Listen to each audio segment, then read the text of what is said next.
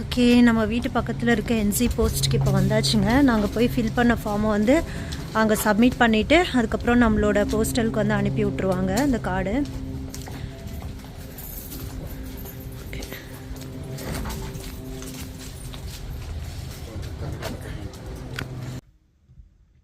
Hey guys, welcome to my channel. எல்லாரும் எப்படி இருக்கீங்க? நாங்கள் சூப்பராக இருக்கோங்க. Wish you all a happy and prosperous new year. இனிய புத்தாண்டு நல்வாழ்த்துக்கள். இந்த வருஷம் ஃபுல்லாக சிறப்பாக அமைய எல்லாருக்கும் வாழ்த்துக்கள்ங்க. ஓகே, இன்னைக்கு வீடியோ வந்து நம்ம என்ன பார்க்க போகிறோம்னா, கிவி ஆக்சஸ் கார்டு அப்படின்னா என்னன்னு பார்க்கலாம். கிவி ஆக்சஸ் கார்டு பார்த்தீங்கன்னா ஒரு photo identification card issued in நியூசிலாண்டுங்க. கிவி ஆக்சஸ் கார்டு அப்படின்னு ஒன்று இருக்கிறதே எனக்கு வந்து லாஸ்ட் மந்த் தாங்க தெரியும். எப்படின்னா, எனக்கு நியூசிலாண்டில் வந்து ஒரு ஃபோட்டோ ஐடென்டிஃபிகேஷன் ப்ரூஃப் வந்து ஒரு இடத்துல தேவைப்பட்டுச்சு. அப்போ என்கிட்ட பார்த்தீங்கன்னா இந்தியன் பாஸ்போர்ட் தான் இருக்குது, இந்தியன் டிரைவிங் லைசன்ஸ் இருக்குது. நியூசிலாண்டில் ஒரு ஃபோட்டோ ஐடென்டிஃபிகேஷன் ப்ரூஃப் இல்லை. அப்போ என்னோட ஃப்ரெண்டு வந்து நீ வந்து 18+ கார்டு வந்து அப்ளை பண்ணு அப்படின்னு சொன்னாங்க. 18+ கார்டு அப்படின்னா என்னன்னு தெரியாது எனக்கு. அப்படின்னா என்னன்னு கேட்டேன். 2019 முன்னாடி வந்து அது 18+ கார்டு. 2019க்கு அப்புறம் வந்து அந்த 18+ கார்டையே தான் ரீபிராண்ட் பண்ணி கிவி ஆக்சஸ் கார்டு அப்படின்னு சொல்லிட்டு இப்போ சொல்கிறாங்க. அவங்க ரொம்ப வருஷமாக இருந்ததுனால அவங்க அப்ளை பண்ணுறப்ப அது 18+ கார்டுங்க. ஸோ ரெண்டுமே ஒன்று தான்.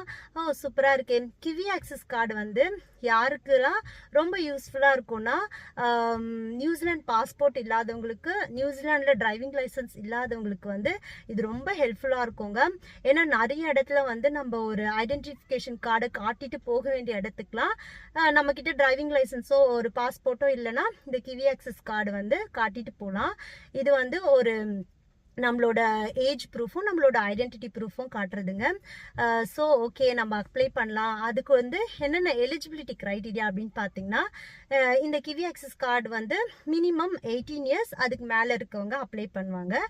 அதுக்கப்புறம் வந்து நீங்கள் நியூசிலாண்டில் சிட்டிசனாக இருக்கணுமா, ரெசிடென்ஸாக இருக்கணும், பிஆராக இருக்கணும் அப்படிலாம் இல்லை. நியூசிலாண்டில் இருக்க எல்லா ரெசிடென்ட்ஸுமே வந்து இதை அப்ளை பண்ணலாம்.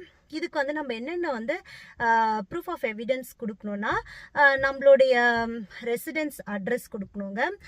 ஸோ அதுக்கு பார்த்திங்கன்னா நம்ம வீட்டோட யூட்டிலிட்டி பில் அதெல்லாம் வந்து நம்ம எடுத்து கொடுக்கலாம். நாங்கள் வந்து யூட்டிலிட்டி பில் தான் கொடுத்தோம். அதுக்கப்புறம் பார்த்திங்கன்னா நம்மளோட நேம் அண்ட் ஏஜோட ப்ரூஃப்க்கு பார்த்திங்கன்னா நம்மளோட பாஸ்போர்ட்டு, இந்தியன் பாஸ்போர்ட்டோ இல்லை எந்த கண்ட்ரி பாஸ்போர்ட்டோ அந்த பாஸ்போர்ட் இல்லைனா பர்த் சர்டிஃபிகேட் அந்த மாதிரி நம்ம கொடுக்கலாம். அதுக்கப்புறம் பார்த்திங்கன்னா நாங்கள் வந்து ஆக்சுவலி 2 வாரத்துக்கு முன்னாடி தான் நாங்கள் போஸ்ட் ஆஃபீஸ் போயிருந்தோம். இது வந்து போஸ்ட் ஆஃபீஸில் தான் வந்து இது பண்ணுவாங்கன்னு சொல்லியாச்சு. ப்ளஸ் ஏஏ சென்டர்லேயும் பண்ணுவாங்களாம்.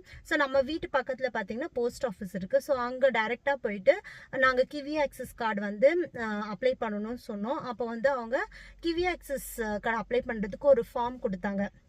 சரின்னு சொல்லிட்டு அதெல்லாம் நாங்கள் ஃபில் பண்ணோங்க. அதில் நிறைய ஸ்டெப்ஸ் இருந்துச்சு. எல்லாமே நம்மளோட டீட்டெயில்ஸ் வந்து நம்ம ஃபில் பண்ணோம்.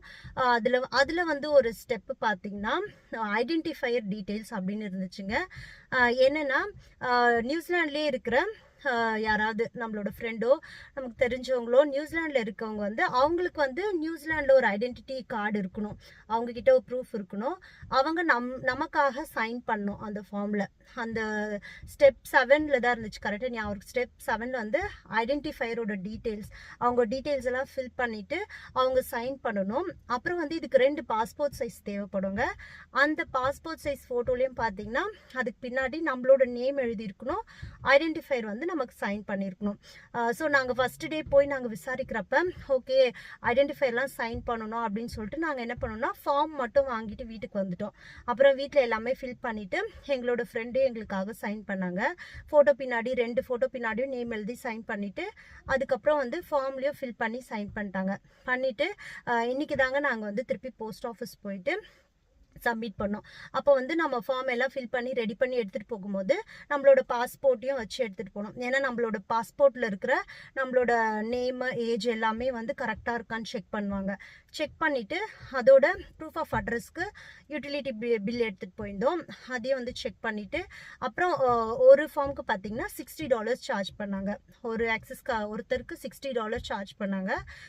அப்புறம் நாங்கள் ஃபஸ்ட்டு டே போய் கேட்குறப்பயே வந்து பாஸ்போர்ட் சைஸ் ஃபோட்டோ இல்லைன்னா நாங்களே வந்து எடுத்து ரெடி பண்ணி தருவோம், அதுக்கு $20 ஆகும்னாங்க. நாங்கள் வந்து பாஸ்போர்ட் சைஸ் ஃபோட்டோலாம் வச்சுருந்தாங்க. ஸோ பார்த்திங்கன்னா ஒரு ஃபார்முக்கு வந்து $60 சார்ஜ் பண்ணாங்க. எல்லாமே செக் பண்ணிவிட்டு பே பண்ணிவிட்டு பண்ணிட்ட பிறகு அவங்க ரெடி பண்ணி கொடுத்துட்டாங்க. அதுக்கப்புறம் வந்து இது எப்போ வந்து நம்மளோட வீட்டோட அட்ரஸ்க்கு வரும்னா, இந்த கார்டு 2 to 3 வீக்ஸில் வந்து உங்கள் வீட்டோட அட்ரஸ்க்கே வந்து இந்த கார்டு வந்துரும்னு சொன்னாங்க. ஸோ ரொம்ப சிம்பிளாக முடிஞ்சிச்சுங்க. இப்போ புதுசாக யாராவது நியூசிலாந்துக்கு வரீங்கன்னா இந்த மாதிரி கிவி ஆக்சஸ் கார்டு அப்படின்னு ஒன்று இருக்குன்றதை கண்டிப்பாக தெரிஞ்சுக்கோங்க. நமக்கு நிறைய இடத்துல வந்து யூஸ்ஃபுல்லாக இருக்கும். நியூசிலாந்து டிரைவிங் லைசன்ஸ் இல்லையா, நியூசிலாந்து பாஸ்போர்ட் இல்லையா, நீங்கள் வந்து ஒரு ஐடென்டி கார்டு ப்ரூஃப் தேவைன்னா கட்டாயம் இந்த கிவி ஆக்சஸ் கார்டு வந்து அப்ளை பண்ணி வாங்குங்க. ஸோ இப்போ தான் நாங்கள் அப்ளை பண்ணிட்டு வந்திருக்கோம். இன்னும் ஒரு 2 to 3 வீக்ஸில் இந்த கார்டு வந்து நமக்கு கிடச்சிருங்க. ஸோ இந்த வீடியோ வந்து உங்களுக்கு இன்ஃபர்மேட்டிவாக இருந்திருக்கும்னு நம்புகிறேன். இந்த வீடியோ பிடிச்சிருந்தா மறக்காமல் லைக் பண்ணி ஷேர் பண்ணி சப்ஸ்கிரைப் பண்ணுங்கள். அடுத்து ஒரு நல்ல வீடியோவில் பார்க்கலாங்க. Thank you so much.